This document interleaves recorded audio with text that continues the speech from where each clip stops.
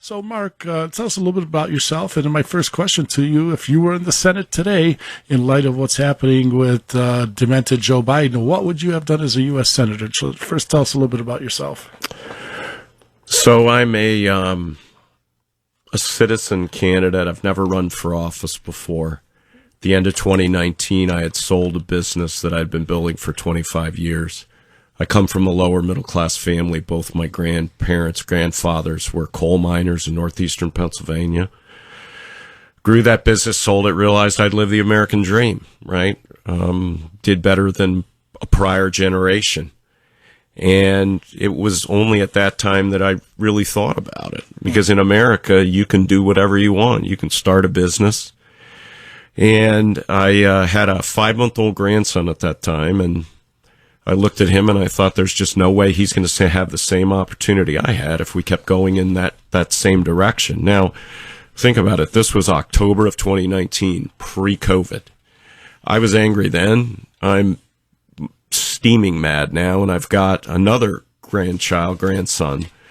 I'm even more motivated, more energized because I just, like you said, George, I cannot believe the situation we're in as a country. And Michelle Obama, said that she wasn't proud of America until her husband was inaugurated president. I don't think I've ever been more disappointed in a government than I am right now. And it has nothing to do with it being Democrat or Republican. These people are traitors. This was done knowingly. This is just absurd. It's insane and it's absurd. And Mark, your decision to run was prior to Senator Portman retiring. What were your thoughts on that you were going to challenge him in the Republican primary? What didn't you like about him? And what were your thoughts as to the road to success? I mean, running against, at that time, a incumbent U.S. Senator. Well, so you're correct, George. I decided to run before Portman quit. And I was the only person to get in to primary him because I felt he was a sellout. He hasn't done a single thing Ohioans sent him to Washington to do. And it's almost like he's vindictively doubling down now as he's a lame duck with the support of the bipartisan infrastructure bill, which is anything but bipartisan. He and his, 16 rhino friends. So I actually think my job would have been easier primarying him if he had stayed in right now than it will be with 6 or 7 competitors. But I felt he needed to go, and I think we've seen even more evidence of that now. And I'm the only candidate, quite frankly, out there who's criticized Rob Portman publicly. I haven't really seen the other candidates step up and say, listen, I don't agree with the way that Rob Portman acted as an Ohio senator. And it's because I'm a fighter and I'm willing to stand up and say those kind of things. Right. Senator Portman reminds me of Lindsey Graham, who was crying like a little baby when he was on the ropes in 2020, crying for money. His opponent spent about $100 million, and I think so did Lindsey Graham, but constantly crying for money. And I'm with you, and I'm a Trump supporter, and I'm a conservative. But Joe Biden is appointing one of the most radical judges to the D.C. Circuit District Court, and Joe Biden's going right along because one of Lindsey Graham going along with Joe Biden, and one of his famous quotes is, well, he doesn't really care about the Constitution and those kind of things. He just wants to be relevant in the debate. So that's what I think sort of Rob Portman is, wants to go to the right cocktail parties, acknowledged by the New York Times and all the right people, doesn't care about his constituencies, doesn't care about the Constitution, doesn't care about freedom, liberty, and justice, just wants to be relevant. What a sick individual. What an egotist. What a maniac. Let's face it, one of the greatest wise people that ever lived was King Solomon, dispensing Solomon-esque justice and truth and logic and all that good stuff. That's what elevates. That's what people remember of historical figures, being just, being fair, being knowledgeable. They want to be relevant, going to the cocktail parties. No one will remember Rob Turns my Corbin. Stomach. He's got no legacy. Yeah, it's disgusting. Unfortunate. And so that's an interesting point that you were running. You have. Well, there's actually, interesting enough, there's actually 9 people running. There's 3 other people that even I never heard of, and I'm, somewhat of a political junkie. But, we've had everybody on. We're going to have J.D. Vance on. He's running as well. Interesting enough, we've invited Jane Timken several times, but she demurred. She lost our phone number. That's right. The email went into spam. And we're always pretty cordial, and we like to ask tough questions. Sometimes, we give you an opportunity to espouse what you want to espouse, but we think of ourselves as fair and as asking good questions. But Mark, so getting back to my first question, if you were a senator today and Joe Biden was doing what he did in Afghanistan, what would your thoughts be? Well, the impeachment starts in the House, right? But I'd certainly be doing anything that I could with I don't even want to call it an America First caucus. I think a common sense caucus in the Senate to somehow there needs to be punishment for this activity. And the fact that General Milley is still in his seat is stunning to me. Right. That he hasn't resigned is stunning to me. I mean, I'll go so far as to say, I think there are a lot of people, even strong people, that would be contemplating doing themselves harm when they've made decisions like that. It's incredible. Mm-hmm. Just incredible. Well, I would say that General Milley should be court-martialed. I would agree with that. For dereliction of duty. But as the commander-in-chief, have we ever thought of court-martialing a president? I mean, well, I don't know that you can do that, but I think you can definitely hold a lot of these woke officers accountable for their actions. I mean, they got rid of that lieutenant colonel who put out that 4-minute video basically blasting the chain of command. They relieved him of duty. And I've just heard today through some sources that I have that there's people that anybody at any place in our active duty service, all branches, if they say anything negative, they're getting relieved of duty right now. Well, they also indicated that there was a letter from I think the Air Force indicating veterans reportedly open mail emails find they've been ordered to stop disrespecting Biden, VP Harris, and members of Congress. Amid the crisis taking place in Afghanistan, the Office of Naval Intelligence found time to remind active duty and retired service members not to say anything unflattering about the president's deadly debacle.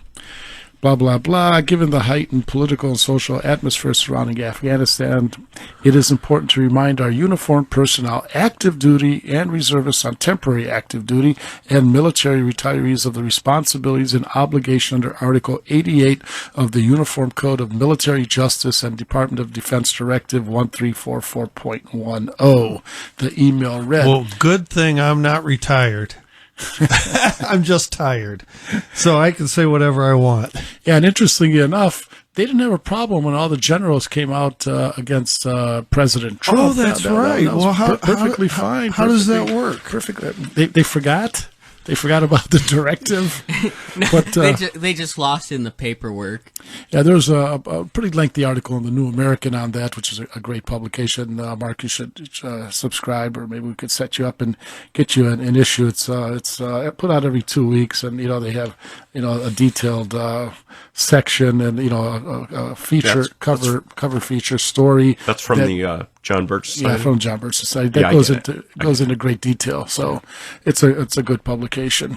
Now, Mark, another thing I want to sort of segue from military, but we're going to be going to break in a little bit. Our special guest is Mark Pukita, U.S. Senate candidate. I'd like to get Mark, another Mark from Cleveland. Hey, grooving here with Mr. Producer on Monday Night Roundtable. George Satari, Steve Krause, Dakota Sawyer, and Mark Pukita in studio talking about some of the things that he likes as a policy platform if he's elected senator. Hey, Mark, let me ask you a question. I thought this was, as a businessman and myself as a CPA, I want to ask you this. This was really weird. I thought it has to do with business. Peloton, which is the exercise equipment maker, bikes and blah, blah, blah. Peloton acknowledges subpoenas in SEC investigation. So the company also said Friday that the SEC, Securities Exchange Commission, is investigating our public disclosures concerning these matters relating to injuries associated with its exercise equipment.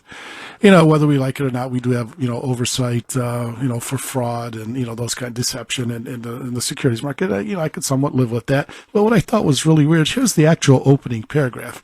Peloton has been subpoenaed by the Justice Department and the Department of Homeland Security for documents and other information related to its reporting of injuries associated with its exercise equipment. The Justice Department and Homeland Security. I don't understand that at all. I don't either. That's what are those exercise equipment? What did they use it to give to the Taliban? I forgot. No, we give the military stuff to Taliban. Sorry. You can't use them to cycle across the border because they're stationary, right? So I thought it was really weird. This is from the Associated Press. Of course, that brings into question its reliability anyhow. But in May, Peloton recalled about 125,000 of its treadmills less than a month after denying they were dangerous despite the death of at least one child and injuries to 29 users. Well, let's face it, we could use anything, including this nice little baseball bat, the wrong way, and I could create injuries because I would say, hey, let me see how tough this is and whack myself on the head or something. So, yeah, that's, part of government overreach on business. And what was your experience when you ran a relatively large company? Yeah. What was your experience with government overreach? I started a company literally out of my basement with $1,000. George grew it to $100 million in revenue, 800 employees at the time we sold it, and employed thousands over the years that we ran it. And every year by year, we had more and more regulations, more and more forms that had to be filled out, more things that had to be registered and reported.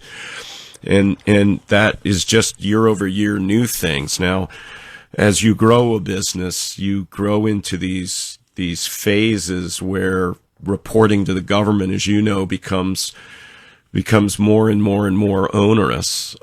People don't believe me sometimes when I say that to provide, and you understand this as a CPA, to provide a 401k to employees. And we used to give them a 3% match, dollar for dollar, immediate match, no vesting, right? Wow, that's good. We had to pay a public accounting firm every year to audit our 401k plan. Yeah, once you hit over 100 employees in the plan. Yeah. Right. And I think it was over $10 million. There's also a $10 million issue. And then we had to buy insurance for that plan.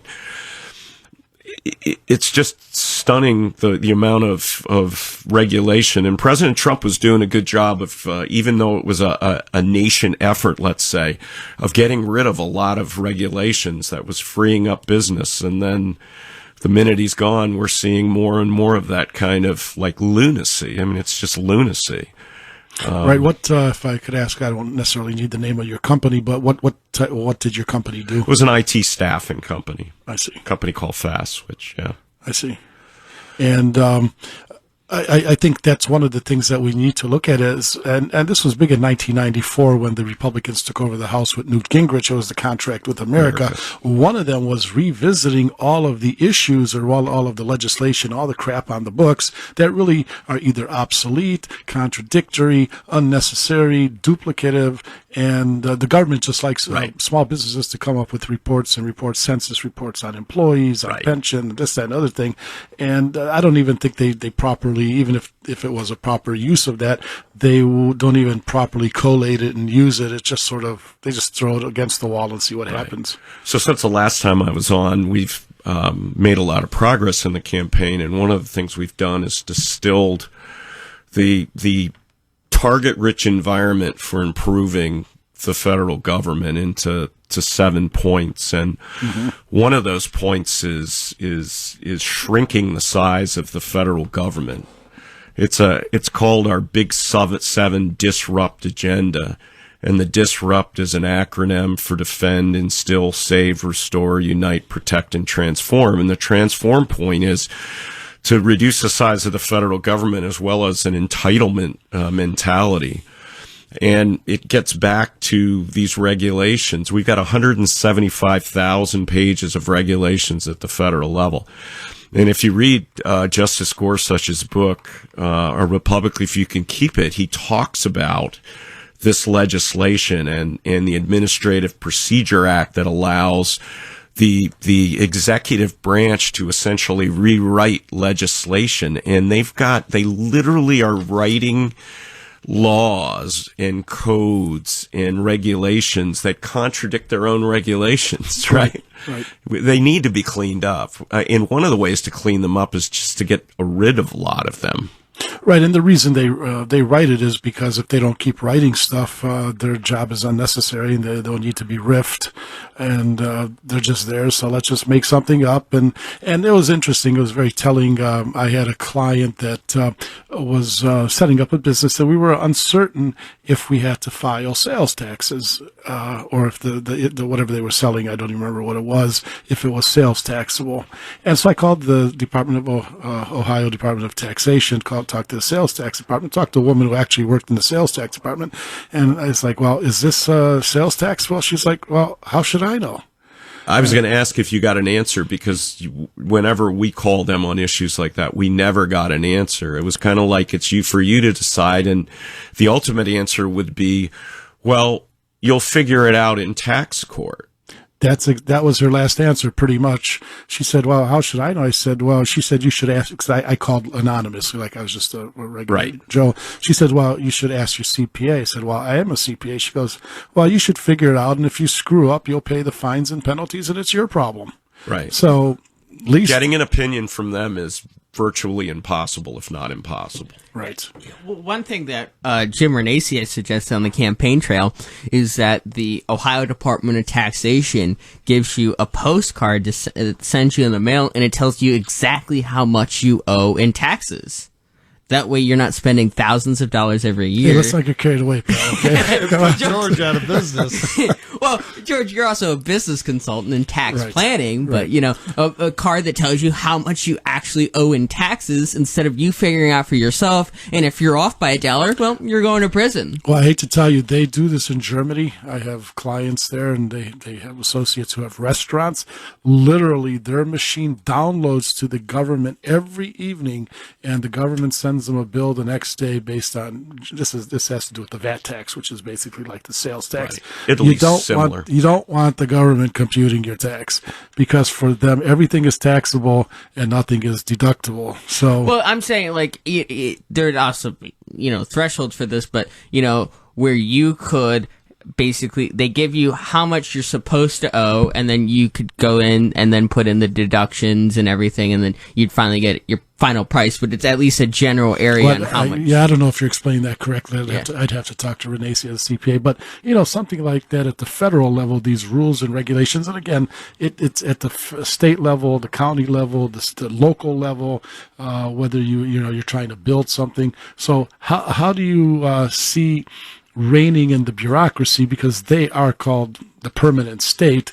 Politicians come and go, elected officials come and go. How does one rein in and their roots are so deep in the system. How do you chop that off? Well, there are a couple of ways. One is the deep state, the administrative state. So that Big Seven disrupt agenda I talked about, one of the items on it is to crush the deep state, the swamp, and big tech. And there are a couple of ways to do it, George. One is I look at the deep state as being fed by appropriations from Congress. So if you cut funding to them, you have to, like, when was the last time you heard of a downsizing in government, right?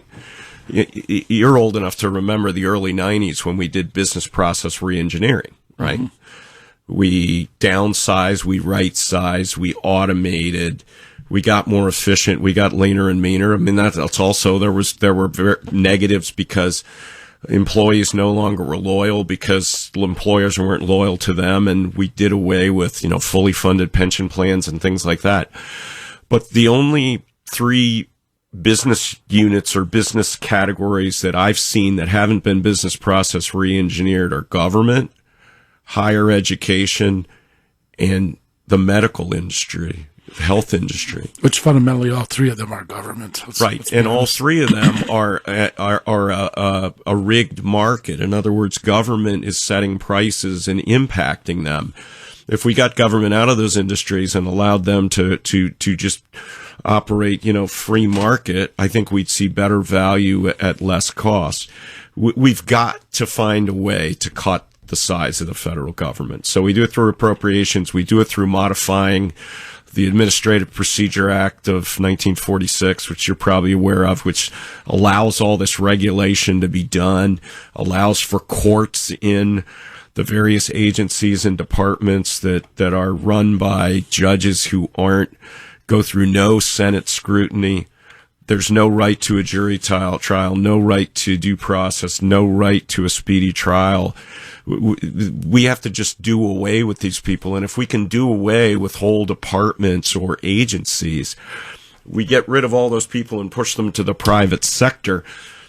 That gets rid of the deep state and the swamp too, right? Mm-hmm. Because they're just gone. So I think we need to have unique business-oriented. There's one thing Donald Trump taught us, and that is you can take sound business management principles, apply them to government, and make change quickly, not 2, 4, and 6 year election cycles like elected officials want to tell us.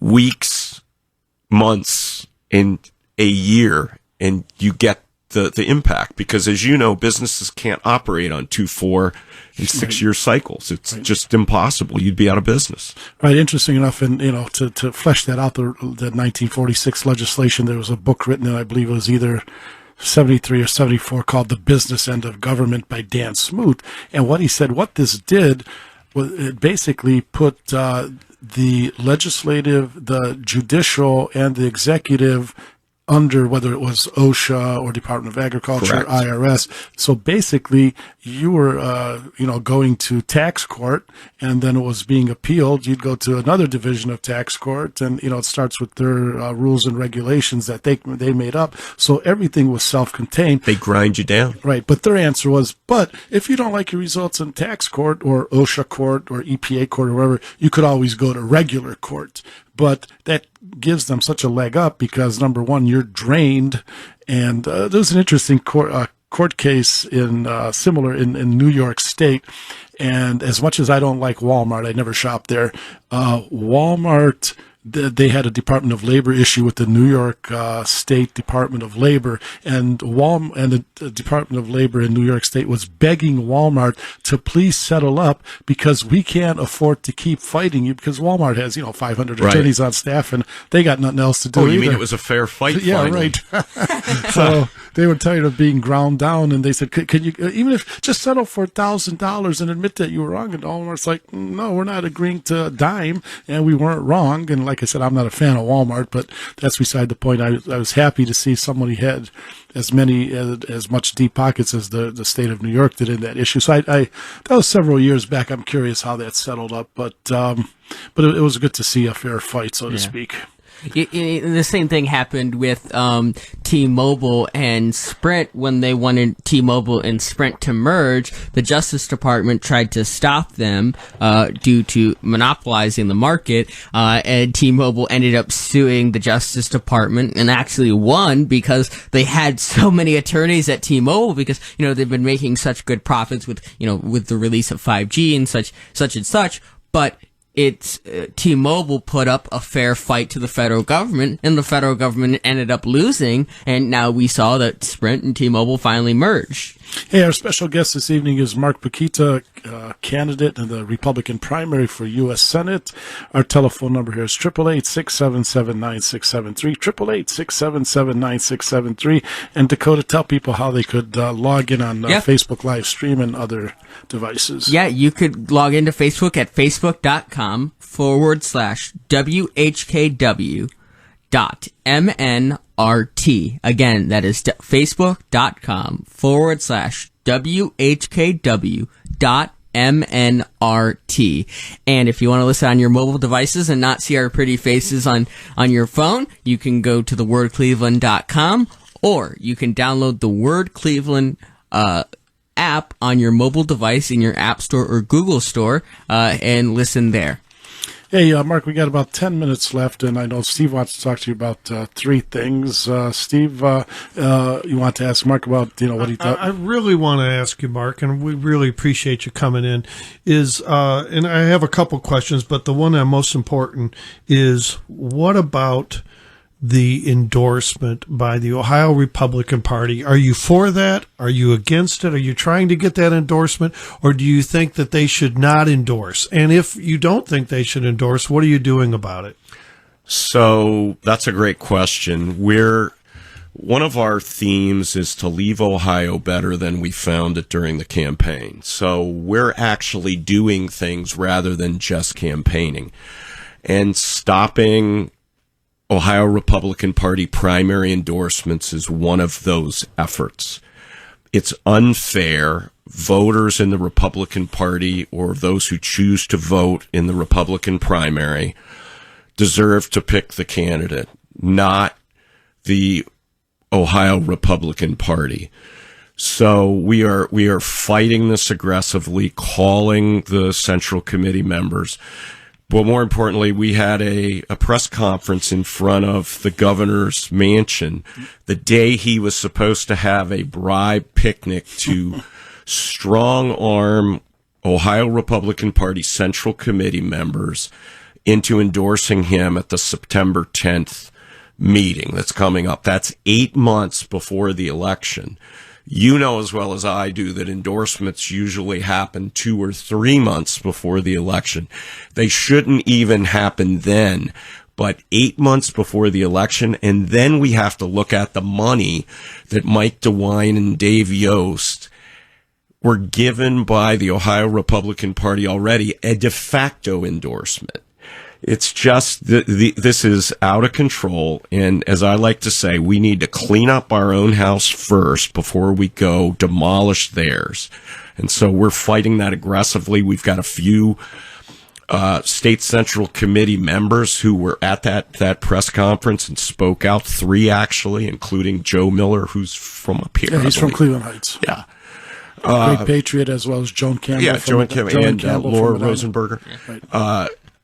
It's just wrong. Well, here's my take on it. The same thing with the Senate race is the same thing with Jane Temkin, who is the former chairwoman of the ORP, and with Governor DeWine at this time with the governor's race. Most Republicans, this is my thoughts, most Republicans, 80 to 85%, maybe even as high as 90%, don't pay attention. Correct. So you've got 10% of people that are Republicans that are tied in. The other 80, 90%, all they're going to do is take that voter slate card. Yep. And this is why this is important. The ORP, if they endorse, they give those candidates not only access to their database and money and all that other good stuff. Franking privileges. And postal staff. Right. They get all that on top of the fact that they get their pretty little name on that slate card. And when that slate card comes in the mail for the primary, what's going to happen is 80 to 90% of all the people that are going to vote in the primary, the Republicans, are going to take that slate card and they're just going to walk in and mark their ballot based on that slate card. That's exactly right. And that's why it's unfair. I mean, Mike DeWine knows this. Jane Timken knows this. Everybody knows that's this. Why you know it. That's why this is not a secret. That's exactly why they're pining for the same block of votes, the swamp votes, Absolutely. the establishment votes. And Mark, I'd like to follow up on that sort of in the same vein. But let's say there are no endorsements and Joe, Republican, goes to vote on primary day and he looks at the list and, there's 6-8 candidates there. He may recognize some of the newsmakers, maybe Jane Timken because she was party chairman and all that. But my question is, let's say there is no endorsement and nobody knows anybody from Adam, and there's 9 people there. What and how are you going to get name recognition for Mark Pukita? You have good literature. You have a good plan. You have, if I could read your website here, mark4ohio.com. That's the number 4, mark4ohio.com. How are you going to get your message out? We know in a state like Ohio, generally campaigns are becoming more and more expensive, going from $6 million to $8 million. And we know how much Jim Renacci spent against Sherrod Brown. I think between the two of them, they spent about $35 million. What are your numbers? How much do you plan to spend? I don't know if you're doing aggressive fundraising or if you do plan to self-fund or, how you're doing that. Well, this gets back to, the topic of the money being involved and some of that money coming from the Ohio Republican Party into the coffers of candidates who don't deserve it. So that's why we're fighting. Right. Let's say we level the playing field. So we level the playing field. I don't know that we have a number that we think it will take to do this, but it's certainly going to be somewhere between, I would say, $5 to $7 million to be competitive. I am self-funding some of this, and we are aggressively. My team, my number 1, number 2, and number 3 priorities right now are fundraising, and fundraising. My team they beat me over. They've even got my family members beating me over the head with fundraising. It unfortunately, it is important, and we're looking for donations of any size. Again, you can go donate at mark4ohio.com. We're aggressively fundraising. We're going to continue to aggressively fundraise. We're also going to raise name recognition. I mean, I've been on 7 weekend tours of fairs, and this weekend will be 8, and we'll continue right into October when the last fair happens.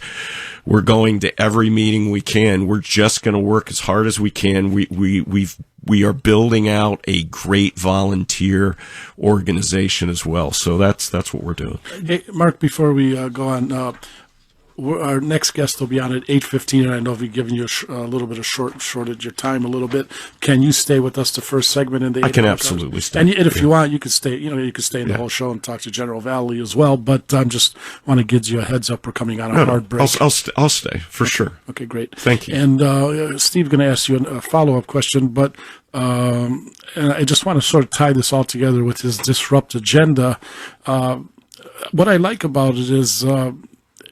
A lot of these aren't, monetary values and tax policy and stuff like that. It's instill values in education to create a great next generation of Americans, save personal liberty, restore morality and ethics with an all-out attack on the swamp, deep state, and big tech, unite all in an America First vision, protect government of, for, and by the people, starting with our elections, transform a government culture of entitlement, endless expansion, waste, fraud, abuse, and dependency. So I'm glad you're not doing nonsensical things like, let's lower the corporate marginal tax rate from, 21% to 19%. Those are frivolous, because before we head into the break, I'd like to read this to you, and you could comment when we come back. This was Sam Francis writing in 1993.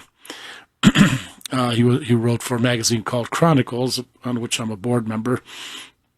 The first thing we have to learn about fighting and winning a cultural war is that we are not fighting to, quote, conserve something. We are fighting to overthrow something. obviously, we do want to conserve something, our culture, our way of life, the set of institutions and belief that distinguish us as Americans, but we must understand clearly and firmly that the dominant authorities in the United States, in the federal government, and often in state and local governments as well, in the two major political parties, the major foundations, the media, the schools, the universities, big business, and most of the system of organized culture, including the arts and entertainment, not only do nothing to conserve what most of us regard as our traditional way of life, but actually seek its destruction or are indifferent to its survival. So that's why I like that your Disrupt agenda addresses so much of these cultural items, and we'll talk a little bit more.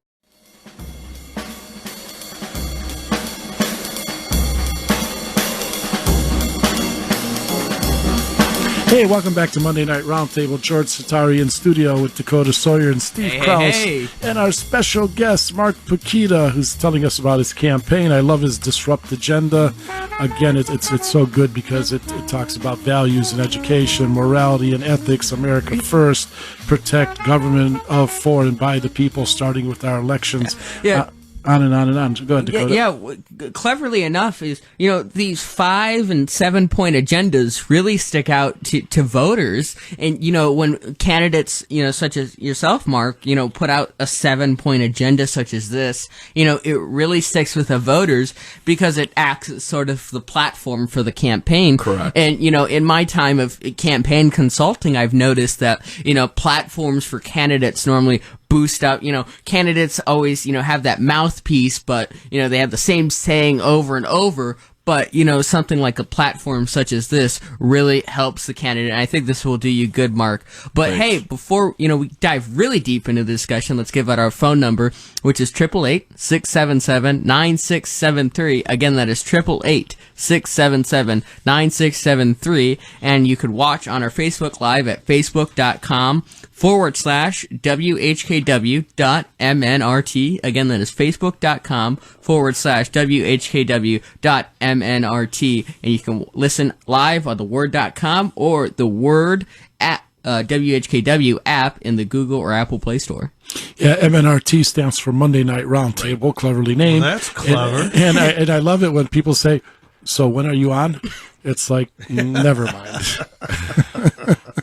So, Mark, back on that theme, Steve, you were talking about the ORP endorsement. You were talking about just to kind of cap that. So obviously, you would prefer that the Ohio Republican Party does not endorse in your race or in any race. Right. And so what is your relationship with the chairman, Bob Paduchek? And is he supportive of your position? Yeah, there is no relationship, and he's not supportive of our position, I'm sure. I haven't asked him. He hasn't called me and told me. Funny little factoid, he and I went to the same church for a while. But we need to stop the endorsements. The interesting thing is that no one else every Senate candidate and gubernatorial candidate was invited to come to that press conference at the governor's mansion, and nobody else came. And our analysis says that, folks, we're doing this because it's the right thing to do. No primary endorsements is the right thing for the ORP to do. But it would seem that some of the other candidates don't like it when they're on the outside, but they're hoping that when they're on the inside, it'll work to their advantage. So they want to sit on the fence and not create any friction with the ORP. What I will say is I'm a fighter. I have no problem creating friction when friction is the right thing to create. And that's what we're doing with this, because we created at least enough friction, it would appear, to get them to cancel that bride picnic that you folks are all aware of. Everybody's aware of it. So we're going to continue to keep this pressure on. And we're not going to stop just with this. This should be forever. The ORP should not be endorsing. Just for the other primary listeners who don't know what you're referring to is Governor DeWine invited all the Central Committee members of the State Central Committee over for an ice cream picnic at his house, and it got canceled. And that's what you're referring to as the Right. bride picnic. Due to Right. the rain. Right, due to the rain, right? Yeah, an invitation got out into the public domain, and we picked up on it and decided to do a press conference because it's just wrong. I think you feel it's wrong. I think anybody looking at it with a common sense, rational view of fairness would say it's wrong. Yeah, what I always loved about the Republican establishment back in the day, in the 90s and whatever, American workers are uncompetitive. They need to be in competition with China and Bangladesh and everybody else. But when you talk about competition within the party, as opposed to deal fixing and backroom For thee, but not for me. exactly, then competition. Oh no, that's not good because we could give our candidate a leg up with all the resources. Yeah, it's called monopoly capitalism. That's why we don't like trade with Red China because in Bangladesh and all these other countries because they are monopoly capitalistic states and they have a strong leg up against the competition. Funny enough, George, they don't put that in the ORP platform, do they? They don't put in, we love fairness and we love, competition. They just say, we're going to endorse and you're going to have to deal with it. It's the revolving door down in Columbus, as Mayor Falcone put it, back in 2020 when he was running for the primary, and they endorsed, in the race is the revolving door in Columbus. So when you go from the House to the Senate, and then the Senate to the House, or Senate, it's just the big revolving door where no one can get in, but it's a closed loop. And to be honest, I do like Mark Romanchuk, and Steve, you knew him from when you were in the House, and he had some good philosophical positions. And obviously, if somebody's going to endorse you, I don't mind private organizations or 501c4s or different groups endorsing, but in the political process, the political party has to be competitive. Yeah. And the Central Committee members could make personal endorsements. Right. Nothing is going to stop which that. They have. But more than half of them have endorsed DeWine already, personally. I think Republican voters need to understand that. Right. I can tell you that the Erie County Republican Party does not endorse in the primaries. Okay. They do because not. then you also have endorsements at the county level as well. We have 88 counties that have Republican Party organizations. That's right. And they send out, like I had the endorsement from the Cuyahoga County, and they sent out a slate card too. Right. Yeah, Well, you didn't have the endorsement for Cuyahoga County. Well, the last time I ran, I did. Oh, that's right. Oh no! You're right. I didn't have it, and I they won anyways. I won the primary anyways. That's you right. were It was a reluctantly three-way race. endorsed after you won the Yeah, primary. they reluctantly. So did Toledo reluctantly. You're right. They didn't give me the endorsement. They gave it to the other guy, and then I beat the other 2-1. Right. With over 50% of the vote. Right. Yeah. So that's right. And the thing is I've seen it in some of the rural counties, such as Huron County, and a couple of the other counties say that we're not endorsing in this election because it's so uncompetitive if we endorse in this. And it's actually a good move by these county central committees. And they said, I know that Huron County said to their central committee members, you can endorse individually, but we're not going to endorse at all, but as an organization, and which I think that is a good move by any county party because it's supposed to be an open field. So if you believe something is wrong, you could run for it and tell the voters why you think it's wrong, and then they can make the decision for themselves, not the party say, well, what they did was actually correct, and this is why you should still vote for them. Look at some endorsements that the ORP has made, like Joe Dills, right? They had to retract that endorsement. I'm sorry, Joe whom? Joe Dills, he ran for state representative against Gene Schmidt in the primary, and it turns out he had an Ashley Madison account, and he ended up he stayed in the primary. Wait, but who doesn't? So I'm sorry. What? Who's Ashley Madison? I was going to say that's my next question. Who's Ashley Madison? Mr. Producer's laughing because he knows who Ashley Madison is. Yeah, so he had an Ashley Madison account, and Jane Tenkin publicly called him out, and they revoked the endorsement because based on a dossier. Yeah, that was paid for by, I believe, householder PAC money. Yeah, cleverly, Right? Yeah, that is correct, because the Householder back candidate in that race was Gene Schmidt, and that's when Larry Householder was still in charge of the caucus, and he was actually actively going against the ORP in some of the House races, and basically tell the ORP to go screw themselves. But, Mark, what's interesting about not endorsing and having a robust primary is, number one, it's sort of like spring training for the baseball teams.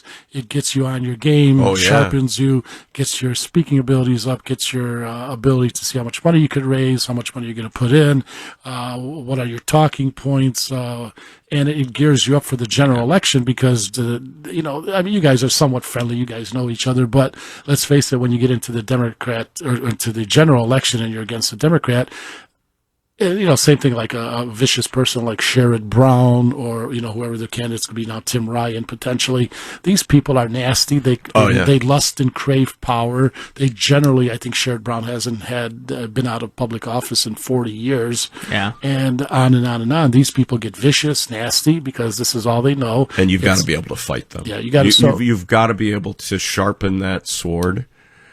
And the way to do it is, as you said, with no endorsements, and may the best person win on May 3rd. Right. Right.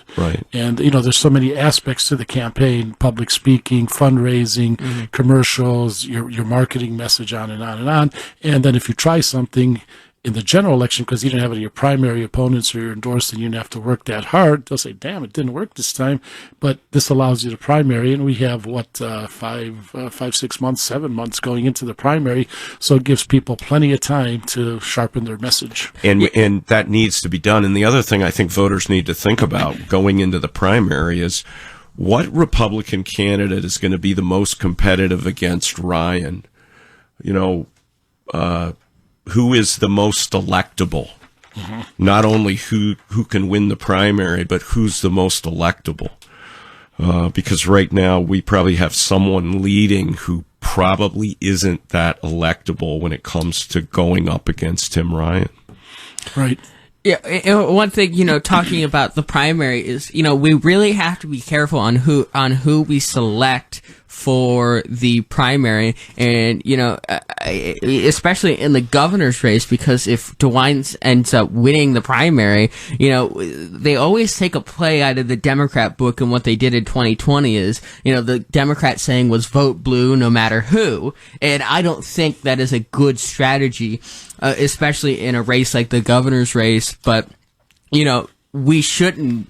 We should be focusing on who the candidate is, who the Republicans end up choosing in May, and we should really focus on because this is a very important time. Because if we don't get it right, we will lose the grassroots support of the conservatives because they will not vote. That's exactly right. If DeWine wins in the primary, they will not go out and vote for DeWine. They'll most likely leave it blank, or they won't vote at all because. I didn't vote for him last time. Yeah, right. I didn't either. But again, there's still plenty of other races. We'll still have a U.S. Senate race. We'll have congressional races, obviously. Yeah. And that's why I say that most people will probably just leave it blank. Right. But that's really this is the key selection process. Is the right primary. now, Mark. Couple of things. I want to thank you again. Besides going to the press conferences for the ORP endorsement, you also went to the State Board of Education meeting to talk about critical race theory. Right. And I believe a young man was also there, Dakota Sawyer. Yep. And tell us about what happened there. That was an interesting experience. Once again, we're trying to leave Ohio better than we found it. And the other initiative we're working on is, anti-critical race theory. We have this thing called a contract with the district, and it's got 11 points on it. One of those is, against critical race theory. We're trying to use this contract with candidates for local school boards as well as sitting members to get them to explain to voters what they believe and don't believe in. So if you go to my website, mark4ohio.com, and you go to the press release area, you'll see this contract. You'll be able to download it. It's two-sided. It used to have 10 items on it. It's got 11 now because we thought we were done with masks, but masks have reappeared. So it's got 11 items, and it's either candidates say they oppose or they will agree to support things like a fair portrayal of American history, be against early sexualization of children, be against critical race theory and things like that. And it's two-sided. One is, I agree with all of this, and we as conservatives would have no problem signing that if we were running for school board. On the reverse is an a la carte menu. When people say, well, I don't really agree with that, they can pick and choose. So we wanted to corner people, essentially, and make them tell us what they believe in as candidates for school boards, because we've been hoodwinked.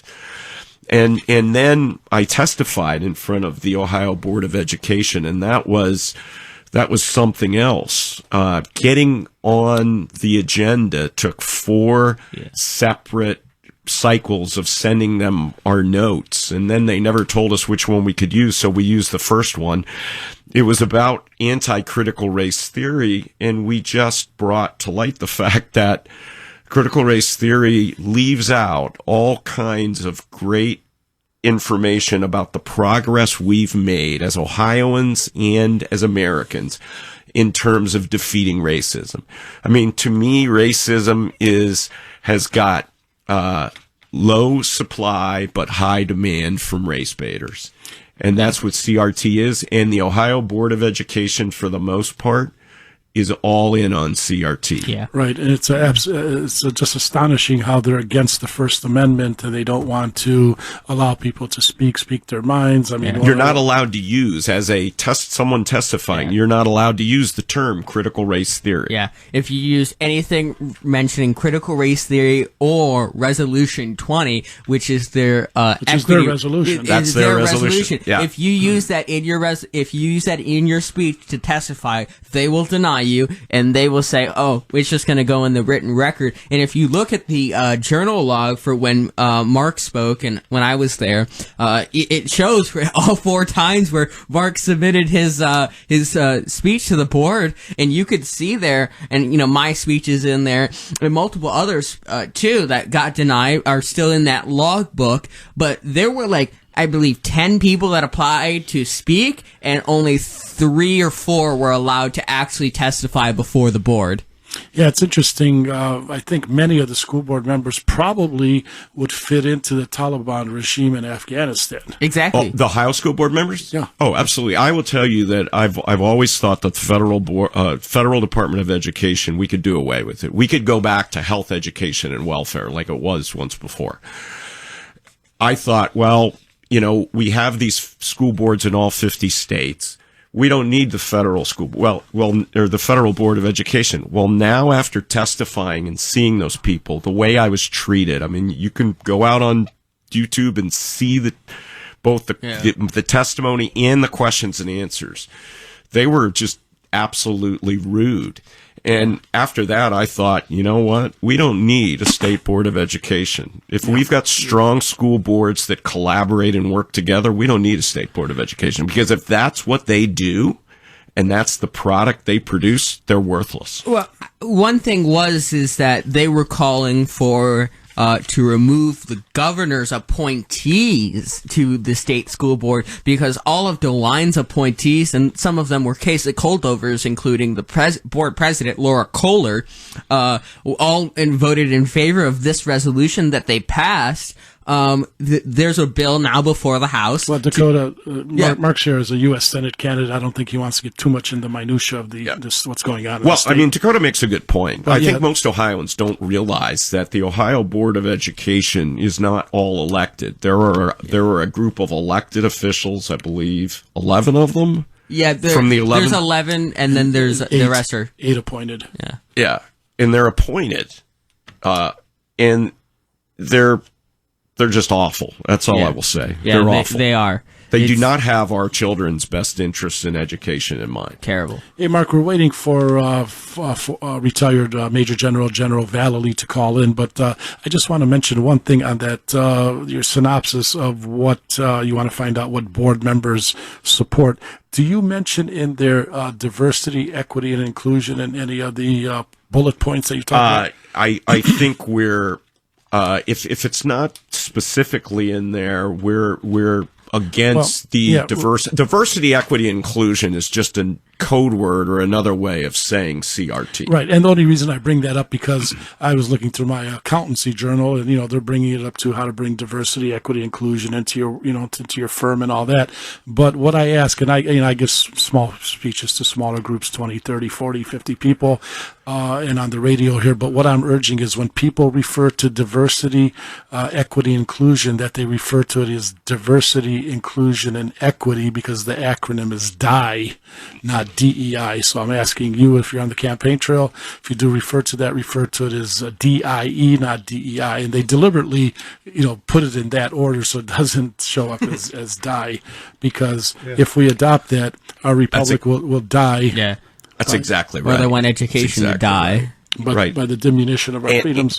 And what every parent needs to be concerned about is school districts like mine, Dublin, hiring a diversity, equity, and inclusion PhD, director. Yeah, that's the same with Brunswick High School, where we've talked previously on the show about them hiring a diversity team and they appointing teachers to this diversity team. It's absolutely awful and terrible. Hey, Mark, we'll be going to break in a few minutes, but we have a loyal caller and listener, Sister Mary Grace. We're going to give her a minute before we go to the bottom of the hour in our soft break. She's a great fan of freedom, liberty, and justice and Republican idealism. Good evening, Sister Mary Grace, and welcome to Monday Night Roundtable. Monday Night Roundtable with George Satari and Cruz, Steve Krause, Dakota Sawyer. Our special guest last hour and a half was Mark Pukita. He had some great ideas, issues. Go to his website, markforohio.com. Look up his Disrupt Agenda, quite interesting.